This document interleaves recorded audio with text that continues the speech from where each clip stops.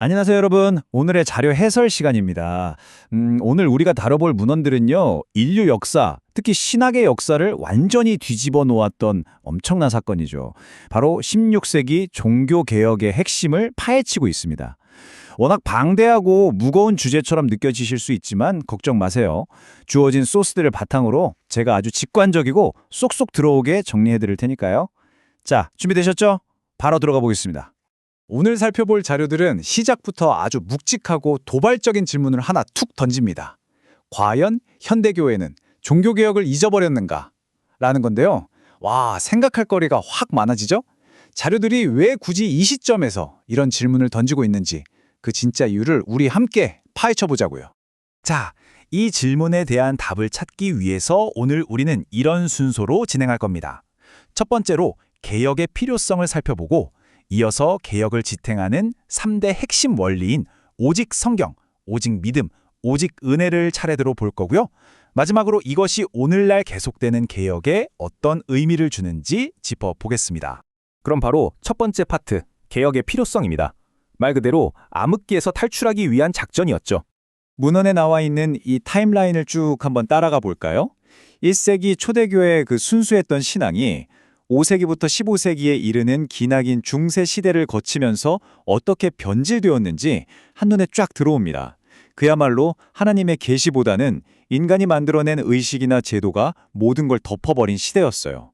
그러다 결국 16세기에 이르러서 고물대로 고맞던 게 터져버린 거죠. 그 거대한 폭발이 바로 종교개혁이었습니다. 자, 지금 보시는 이 이미지에서 정말 흥미로운 포인트가 하나 있어요. 기독교 신학 사상의 흐름이 어떻게 이어지는지를 시각적으로 너무 잘 보여주고 있거든요. 중세 암흑기에 그 꽉 막힌 교황권 중심 사상에서 벗어나서 루터나 칼빈 같은 종교 개혁자들의 신학으로 주도권이 확 넘어가는 그 궤적, 그게 아주 선명하게 그려져 있습니다. 소스 텍스트들은 이 두 시대를 아예 극명하게 대조해버립니다. 중세 시대는 철저하게 인간 중심적이었고 겉으로 보이는 형식이나 의식, 그러니까 인간이 스스로 쌓아 올린 공로에 엄청나게 집착했다는 거예요. 반면에 종교개혁은 완전히 다릅니다. 철저하게 하나님 중심적이고 본질적인 진리와 계시 그 자체로 되돌아가는 그야말로 판을 뒤집는 방향 전환이었던 거죠. 인간의 노력으로 구원을 얻어내려는 종교에서 빠져나와서 100% 하나님 중심의 현실로 돌아갔다는 겁니다. 자, 그렇다면 개혁자들은 이 엄청난 위기를 도대체 어떻게 극복했을까요? 여기서부터가 진짜 핵심입니다. 그들의 첫 번째 원리, 바로 오직 성경, 솔라 스크립투라입니다. 자료들을 보면 성경 구절들을 딱 인용하면서 이렇게 지적합니다. 중세 시대가 그렇게 타락하고 부패했던 가장 근본적인 원인은 결국 하나님의 계시에 대한 오해와 무지에 있었다는 거예요. 아예 몰랐거나 잘못 알았거나. 그러니까 이 깊은 경을 치료하려면 어떻게 해야 할까요? 너무 당연하게도 가장 먼저 진리의 오리지널 소스인 성경으로 돌아가는 수밖에 없었던 겁니다. 성경으로 돌아가자! 와, 정말 짧고 굵은 한마디죠. 이게 바로 개혁자들의 외침을 완벽하게 요약해줍니다. 인간의 머리에서 나온 철학, 이성 혹은 오랜 시간 굳어져 버린 낡은 전통들, 이런 것들을 가차없이 던져버리고요. 오직 성경만을 진리의 절대적인 기준으로 삼겠다는 개혁자들의 엄청난 결기가 느껴지는 대목입니다. 성경이라는 단단한 반석을 깔았으니 이제 그 위에 기둥을 세워야겠죠? 두 번째 원리는 바로 오직 믿음, 솔라 피데입니다. 소스 문헌들은 여기서 이신득에게라는 개념을 아주 명쾌하게 정리해 주는데요. 쉽게 말해 믿음으로 의롭다 함을 얻는다는 뜻입니다. 이게 무슨 말이냐면 인간이 아등바등 노력해서 지켜내는 율법이나 행위가 아니라요. 오직 그리스도가 우리를 구원하신 그 은혜를 믿는 것만으로 죄의 굴레에서 훌훌 벗어난다는 겁니다. 그 당시 시대상을 생각해보면 이건 정말 말도 안 되게 파격적이고 혁명적인 선언이었어요. 여기서 자료들이 보여주는 대조가 기가 막힙니다. 인간의 노력이나 의지를 구원의 조건으로 은근슬쩍 끼워 넣으려는 시도들이 늘 있어 왔거든요. 이른바 신인 협력설 같은 거죠. 하지만 종교개혁자들의 스탠스는 아주 단호했습니다. 구원은 그딴 게 아니다. 100% 하나님의 주권적인 사역이다 라고 못을 쾅 박아버린 거예요. 인간의 지분은 0%입니다. 철저하게 하나님 중심의 구원론을 다시 찾아낸 거죠. 인간의 지분이 0%라면 나머지는 뭘까요? 자연스럽게 세 번째 원리로 넘어갑니다. 바로 오직 은혜, 솔라 그라티아입니다.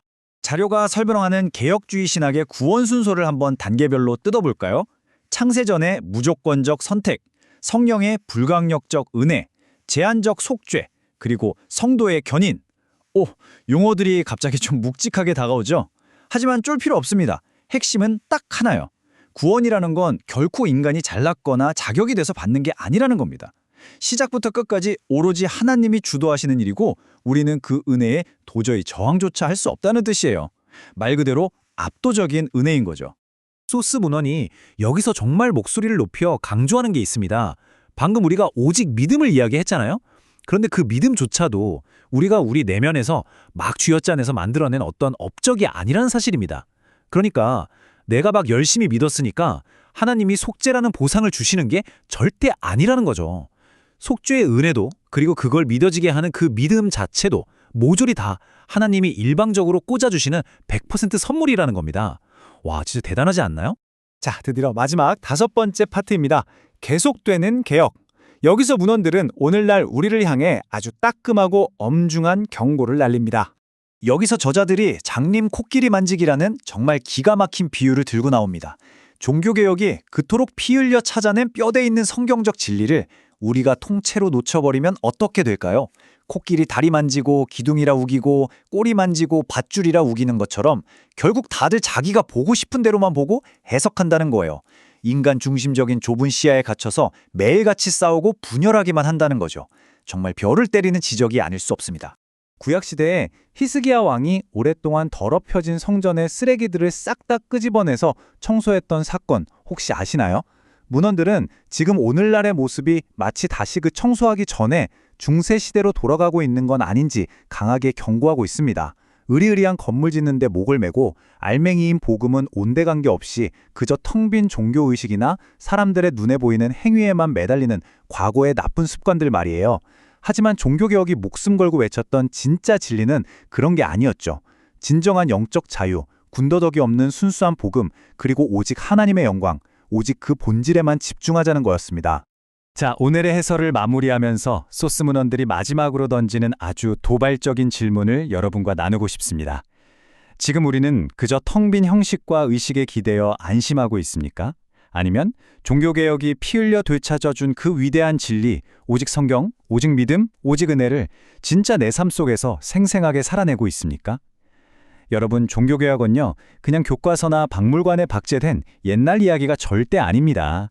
자꾸만 나 자신과 인간의 공로를 쳐다보려는 우리의 시선을 들어 올려서 다시 오직 하나님께만 고정하라는 지금 이 시대의 외침인 거죠. 오늘 함께 나눈 이 3대 원리가 여러분의 시야를 넓혀주는 데 큰 도움이 되었길 바랍니다.